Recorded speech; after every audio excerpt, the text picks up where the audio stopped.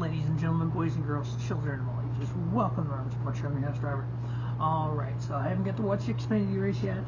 Still trying to get that done. I spent Saturday over at Worldwide Technology Raceway for the Toyota 200 for the Craftsman Truck Series, and then Sunday I spent the day there for the Enjoy Illinois 300. Yes, the lightning delay sucked ass. Especially at the track when there's not raining. So yeah, it was within 7 miles. I get the rule. I understand it. It's for our safety as fans. A few people on social media make comments about just let the fans deal. They know what they're getting into. Yeah, here's the thing, guy. I really don't want to sit in metal grandstands when there's lightning in the area. Thanks, but no thanks. Plus, I don't want to waste my money not being able to watch the race because I don't want to sit in metal grandstands with lightning in the area. So I'm glad they delayed the race. It did suck, but I just went to my car, hung out, listened to XM Satellite Radio, check on Twitter with Bob Procris. He kept us updated. Let us know. Went back in, told a lot of the fans about their tailgate and told them, hey, race is back on. So we all went in, just got back to our seats, enjoy Illinois 300. But as we know, with about 23 laps to go, we had a little dust-off between the Austin versus Austin, Dylan and Cindric. I've seen some traffic on social media today, and I just need to go and get my 2 cents out there like I do. People, this is not the same as what Chase and Denny did. This is not the same as what Bubba and Larson did. Here's the fan base that we have, and it's kind of funny. But Vegas of last year, when Bubba hooked Kyle Larson, there was a good portion of the fan base was like, suspend him for the rest of the year, suspend him for Daytona. He cannot run for a championship in 2023. He needs to be out of NASCAR. And then when Chase does it, it's this race that I can't believe you're going to suspend the most popular driver. You don't suspend him. He didn't do anything wrong. It's his reason. That's all Denny's fault. Denny shouldn't have ran him hard. It's good. Now with this one, you need to suspend him. Suspend Cindric for it. We don't need to suspend people every week for racing. This is not IndyCar. This is not F1. We don't have stewards sitting there going, no, he should not touch. You do not touch another driver. You need to be parked for that. No, NASCAR is about moving people. It's about racing. What I saw on Sunday was racing. We're going to take a look at that, and I'm going to play all 3 of them. We're going to play the Austin Cindric, Austin Dillon one from Sunday. We're going to look at the Chase Elliott, Denny Hamlin one. And then we're also going to look at the Bubba Wallace, Kyle Larson one. Now, it doesn't matter what happened last week, the week before that. It doesn't matter what. So if you're racing someone and they're squeezing you into the wall, you have control of your steering wheel, your brake, your gas pedal. If you choose to turn left and hook him, that's one thing. If you choose to drive through another driver, so door slam somebody, NASCAR has shown we're fine with that. That's racing. Hooking is not. Now, there's a lot of people that go, well, in 1986, Dale Earnhardt Sr., the Intimidator, hooked Darrell Waltrip at the 1986 Richmond Fairgrounds race, and he didn't get suspended for it. Right, but in 1986, it was a different rule package. In 1982, when Kyle Petty hooked Davey Allison, one hot night, one of the greatest races, one of the biggest nights in NASCAR racing, hooked him at the start-finish line for $1 million, and Davey slammed driver first door into the wall, spent the night in the hospital. You're right, he wasn't suspended for that, because then we didn't look at it the way we look at it now. At that point in time in racing, you had drivers with broken legs. You had drivers. Ricky Rudd taped his eyes open to run the Daytona 500. You had Darrell Waltrip break a leg. They literally wedged him into the car. He ran a lap, came in, they drug him out of the car and put another driver in there. We don't have that stuff anymore. You had Richard Petty driving with a broken freaking neck. We put rules in place so things like that don't happen. Last year we had 2 drivers get concussions because of the new car. But here's the thing, NASCAR made improvements to that. So why do we want to go out and hook people to cause injury on purpose. So let's take a look at Austin Dillon, Austin Cindric, and then I'll tell you my opinion on it. Let's take a look. So right there, you saw, I mean, literally, Dillon came across his nose. So let's rewind it again. Oops, backward.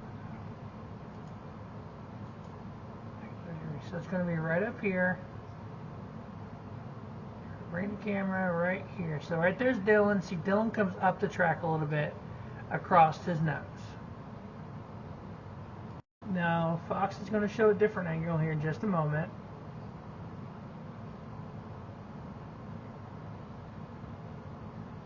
So if you look at this angle, Cindric comes down the track a little bit and gets into Dillon. So as he's entering the corner, he got into him and he went up the track. Let's see if there's a different angle. Alright, so right here, see, it looks like Dillon went up the track, because look at Cindric car, it's kind of sideways a little bit.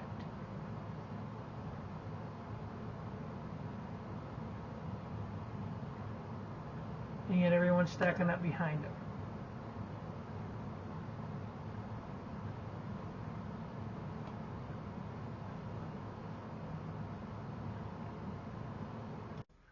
Now we're going to take a look at last week. So right here, Denny runs chasing the wall. Chase comes down, the car straight, left turn, right into Denny Hamlin.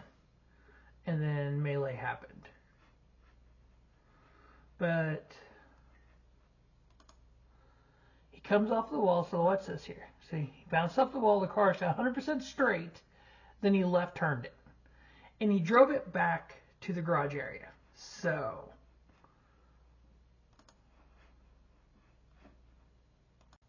now we're going to take a look at Bubba Wallace and Kyle Larson. So Larson drove Bubba up. Bubba came down the track, hooked him.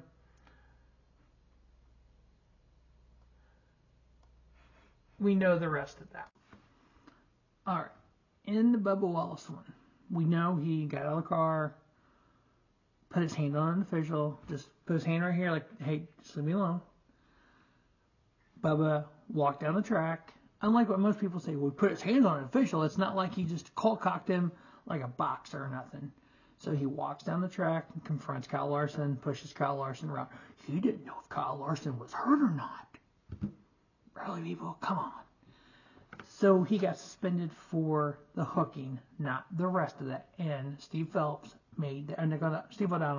made that point very clear on TMD. He got suspended for the hooking, not the rest of it. They just talked to him about the rest of it. We fast forward to Charlotte. Chase Elliott came off the wall, came down, left turn, hooked him. Chase said, well, you know, these cars, you hit the wall, you can't control them. But yet he drove it back to the garage area, straight as can be. SMT data showed he left turn on a straightaway. We know that's a suspension. Austin Dillon, Austin Cindric. You look at we saw two different camera angles of this. One of them looked like Dillon came up. One looked like Austin came down, or Cindric came down. Unlike, I know Denny Hamlin, through SMT data out there, said he needs suspended next week for that. He got suspended. Not because Denny Hamlin said so. Because NASCAR looked into it, deemed based on the SMT data, this is what happened. So we fast forward this week. Austin Dillon comes out. He needs suspended. He right rear hooked me. He didn't right rear hook you, number one. Number two, just because you say it doesn't mean it's going to happen. Just because Denny Hamlin said it doesn't mean it was going to happen. Just because your grandfather says it doesn't mean it's going to happen. I know Rick Hendrick complained about Ross Chastain, and everyone thinks Ross Chastain got talked to about it and neutered over it. People, NASCAR doesn't run their business, again, business based on what social media says. This is what YouTubers say. This is what this person says on Twitter. NASCAR doesn't look at all this and go, well, you know, that guy's got a good point. He did hook him, and Austin said he hooked him. We'll go ahead and suspend it because Austin Dillon said so. It doesn't work that way, people. I will be very, very, very, very shocked that, matter of fact, tell you what, if NASCAR suspends Austin Cindric for hooking Austin Dillon, I won't do another NASCAR video in 2023. Period. I'll do the previews. You know what? No. So this could be my last video of the year. So if we find out in the report tomorrow or Wednesday that NASCAR suspend Austin Cindric for hooking Austin Dillon, I will not do another NASCAR video in 2023. That's how sure I am they're not going to do anything for it. Now, they did take 2 cars back to the R&D center, so that could be interesting too.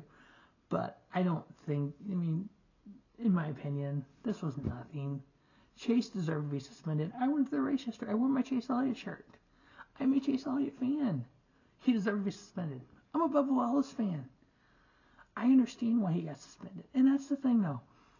When I did the initial video, I wasn't expecting a suspension because NASCAR hadn't set that precedent. Once they set that precedent with Bubba and then Chase did it, we knew it was a suspension because of what was already said.